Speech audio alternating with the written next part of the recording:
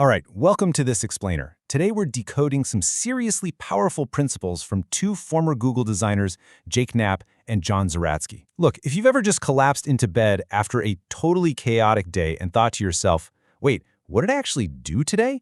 You are in exactly the right place. We're going to look at their framework for reclaiming our attention from the constant daily hustle and figure out how to build a day that actually works for us.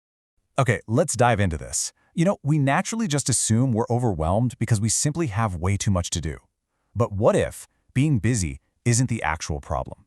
What if the real enemy here is that we're just constantly distracted, like endlessly reacting to notifications, emails, social media, and just this infinite stream of incoming tasks? The source material points out that most of us are basically trapped living within two very powerful default systems. On one side, you've got the busy bandwagon. This is that pervasive culture that convinces you and me that being busy somehow equals being important. On the flip side, we have the infinity pools. Think of these as the endless, bottomless sources of distraction. The refresh poll on Twitter or the YouTube autoplay that magically turns 5 minutes into 2 whole hours. Together, these two forces just completely consume our attention. They leave us feeling totally exhausted, yet totally unfulfilled. Like we feel productive, but we aren't actually making a dent in what matters. So here is exactly how we're going to break this down today. First up, we'll tackle the myth of being busy. Then we'll look at how to choose a daily highlight, focusing like a laser, why energy powers that focus, how to reflect and adjust your system, and finally, our overall verdict on the framework. Let's get right into it. All right, jumping right into Section 1, the myth of being busy and designing your days intentionally. To truly reclaim our days, we absolutely have to fight this toxic, more is always better mentality. Productivity isn't about doing more, it's about making time for what matters most. I really want you to let that sink in for a second. The ultimate fix for our modern exhaustion isn't finding some magic hack to cram 3 more tasks into your afternoon. The solution is designing your days intentionally, instead of just letting them happen to you by default. We've got to shift the goalpost from your volume to actual meaning. So, how do we actually start designing our day? Well, that brings us right to Section 2, Choose Your Daily Highlight. This is your very first step to gaining some real clarity. Every single day, you need to select just one thing that matters most. This is your highlight. It could be finalizing that massive pitch deck, or maybe spending 60 minutes of completely phone-free time with your kids, or, finally cooking that complicated dinner recipe. So the crucial point is that the goal isn't to meticulously check off every single item on a giant to-do list. The goal is to ensure that even if the rest of your day goes completely off the rails, which, let's face it usually does, you've still made meaningful progress on something you care about. Formally defining a highlight lifts it right above all the everyday noise. To actually find that highlight, try asking yourself this exact question every single morning over your coffee. If today were over tonight, what activity would make me feel deeply satisfied? Whatever that answer is, that's your highlight. Protect it at all costs. But how do we focus on that highlight when distractions are literally everywhere? Let's move to Section 3. Focus like a laser, protecting your attention. Attention is your absolute most valuable resource, hands down, and you have to create firm, physical, and digital boundaries between yourself and your distractions. Turn off those notifications. Log completely out of your social media accounts so you actually have to type your password to get back in. Honestly, you'd be amazed how often simple laziness will save your focus. Keep your phone physically out of reach while you're working. Use website blockers to stop the mindless browsing, and work in focused time blocks. The reality here is that you do not need more willpower. Actually, scratch that. Willpower is totally overrated. You just need to build a better environment. When those infinity pools of distraction are a pain to access, focus just naturally becomes so much easier. But focus requires fuel, which brings us to Section 4, Energy Powers Your Focus, the mind-body connection.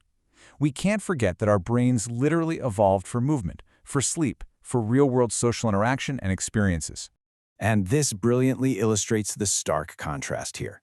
Productivity is not just some mental game, it is deeply physical. Look, you cannot rely on laser-sharp focus if your battery is completely drained from ignoring your own body. To boost your energy, you've got to move regularly, get enough sleep, eat real food, spend a little time outdoors, and actually take real breaks. A tired brain is always going to struggle to focus, no matter how many fancy website blockers you install.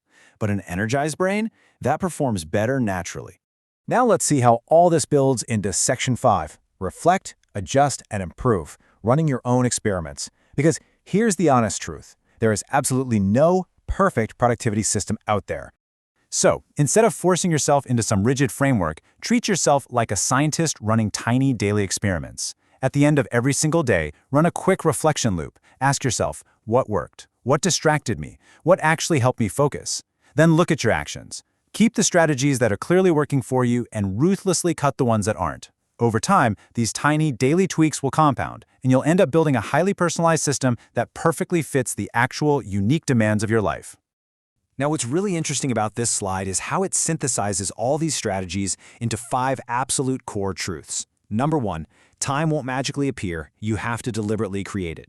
2, your attention is limited, so protect it like a highly valuable asset. 3, small daily improvements compound. Tiny, consistent changes bring massive results. 4, technology should serve you, you shouldn't be serving it. And 5, productivity is about meaning, not just busyness. Doing less of the useless stuff is really the only way to create space for the good stuff. Now, to be completely fair to the source material, we do need to neutrally acknowledge a real limitation here. Some of this advice can be incredibly tough to implement if you have a highly demanding job, heavy caregiving responsibilities, or just a really unpredictable schedule. That is just a fact. However, the beauty of this framework is that you don't need a total lifestyle overhaul. Just applying 1 or 2 of these strategies, like just picking a daily highlight or maybe keeping your phone in another room, can lead to some seriously noticeable improvements in your day. All right, that brings us to Section 6, the final verdict, reclaiming your attention. Based on our deep dive today, this framework earns a highly enthusiastic 9 out of 10. It is easily one of the most practical toolkits available right now. Instead of forcing you to learn some overly complicated categorization system, it attacks the root cause, reclaiming your attention. If you're a student, an entrepreneur, a professional, a creator, or really just anyone struggling with that horrible feeling of being constantly busy without actually getting anywhere, this is incredibly actionable for you. Consider this your ultimate takeaway. You don't find time, you make time. That's literally the entire thesis in a nutshell. By actively choosing what matters, ruthlessly cutting out distractions, fueling your physical energy, and reflecting regularly, you can spend way more of your life on the things that actually matter to you. Doing less of what doesn't matter creates the exact space you desperately need for what does. So, my final question for you is this: how will you make time for what truly matters today? Thank you so much for engaging with this explainer and exploring these structured ideas with me. Take these concepts, test them out, and start redesigning your day right now. I'll see you in the next one.